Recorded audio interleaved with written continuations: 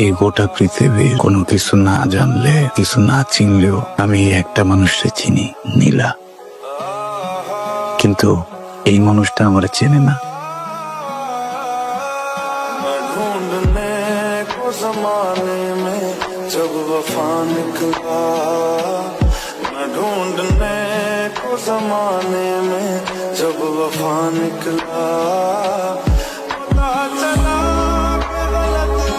এই দেখ দেখ, আমাদের কলেজের গ্রুপে কে যেন তোর ভিডিও ভাইরাল করে দিছে।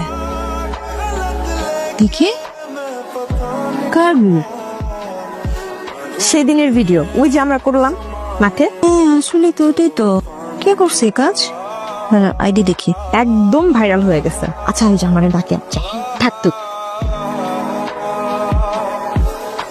আপনাকে কোথায় যেন দেখেছে, কোথায় বলেন তো? এখানে ভালোবাসা বিক্রি হয়। ও হ্যাঁ, কাল দেখা করতে পারবেন? কি কথা বলো না কেন, চুপ করে আছো কেন? নতুন বউ নাকি তুমি? ও আচ্ছা, বুঝতে পেরেছি। আমার দিকে তাকালে যদি প্রেম হয়ে যায় সেজন্য তাকাচ্ছ না।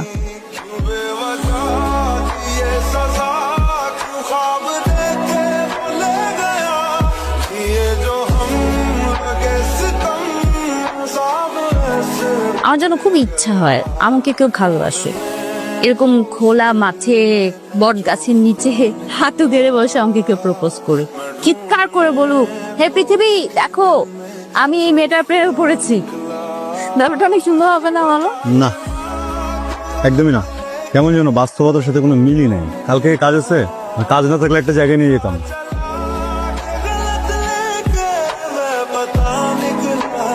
এত সুন্দর একটা জায়গা, এর আগে কেন আনো না আমাকে? একটা গল্প বলবো? বলো। এই যে দুই রকমের ফুল, একটা সাদা আর একটা রঙিন। রঙিন ফুলের কিন্তু তেমন কোনো গন্ধ নেই, সাদা ফুলের তীব্র সুগন্ধ। কেন? কেমন? সমতা, যেন বৈষম্য না হয়। কার সাথে বসে আছেন? কে তুমি? আমি কি তোমাকে চিনি? আমি মানুষ। আচ্ছা, চাঁদের আলো খেলে কি পেট ভরে? আমারও জানা নেই, দুইটা জানি মন ভরে। উঠি। এইটা থাকি। হ্যালো হ্যালো, কি করছো? কিছুই না। তুমি একটা আরাম জানো? কালকে একটু সময় হবে? হবে।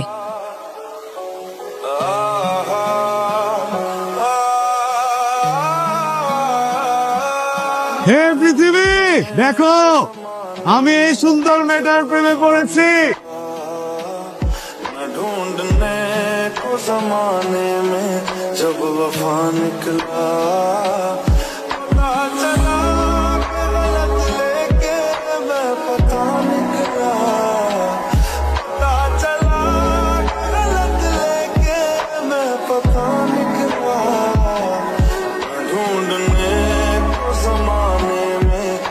হ্যালো হ্যালো, বাবা, আজকে আমাকে নিতে আসছে। মানে? মানে আমার বাবার সাথে চলে যেতে হবে আগামীকাল। শোনো, তুমি চিন্তা করো না, আমি বাবার সাথে কথা বলবো, আমাদের ব্যাপারটা নিয়ে কথা বলবো। তারপর যখন তোমাকে বলবো তুমি চলে এসো, আমাদের বিয়ের ব্যাপার নিয়ে কথা বলবো না? মাঝে যদি তোমার বড় ভাই চলে আসে তাহলে ব্যাপারটা আরো ভালো হবে। কেমন হয়েছে চা? ভালো হয়েছে। বাবা, তোমার সাথে একটু কথা ছিল। বল না। আমি একটা ছেলেকে পছন্দ করি, ছেলেটা আমাকে খুব পছন্দ করে। বাবা শোনো না প্লিজ, তুমি একটাবার ছেলেটার সাথে মিট করো, একটাবার ওর সাথে দেখা করো, কথা বলো। ঠিক আছে, ওকে আসতে বলো। আমি তোমাদের জন্য নাস্তা রেডি করতে যাচ্ছি, তোমরা দুজন কথা বলো। বাবা কি করে? বাবা নাই। মা? আসলে বাবা মা কেউই নাই, জন্মের পর থেকে কখনো দেখি নাই।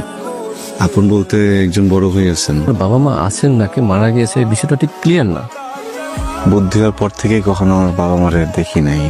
জানি না ওনারা বাইচে আছেন কিনা। জানি জন্মের পর পর আমাদের ফালাতে চলে গেছেন। দেখো বাবা, তোমার বাবা মাকে সেটাও তুমি জানো না, তোমার ধর্ম পরিচয় কি সেটাও তুমি জানো না। এমন পরিচয়হীন ধর্মবর্ণহীন একটা ছেলের কাছে আমি আমার মেয়েকে বিয়ে দিতে পারি না। কিন্তু আমাকে একটা সমাজে চলতে হয়। তোমাকে আমি কি বলতে চাচ্ছি আশা করি তুমি বুঝতে পারছো। দেখো বাবা, আমি আমার মেয়ের বিয়ে ঠিক করছি লন্ডনের পাত্রর সাথে। এনিওয়ে, নাস্তা করে যাও।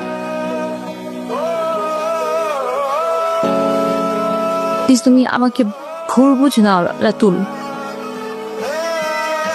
জামা তুই একটু রেডি হয়ে আয়, তোর নীল শাড়িটা পরে আয়। কেন? তোকে পাত্রপক্ষ দেখতে আসতেছে। এখন কি অবস্থা? ওই তো আমাকেও চিনতে পারছে না। আপনি তো জানেন যে ছোটবেলার থেকে ওর ব্রেনে একটা সমস্যা ছিল। বাবা তুমি আসছো, তুই অনেক অন্যায় করছি, আমাকে মাফ করে দাও। আমার মেয়েটাকে তুমি বাঁচা বাবা। তুমি বোকা নাকি? আরে করতেছো কি? আমার কথাটা শোনো তুমি। আমার স্ত্রী নীলা। নীলা, নীলা, তুমি আমারে বলতা না ব্যাবলার মতো কেন তাকায় থাকি? ব্যাবলার মতো তাকায় থাকি কারণ তুমি সামনে আসলে ভুলা যাই পৃথিবীর সমস্ত সৌন্দর্য।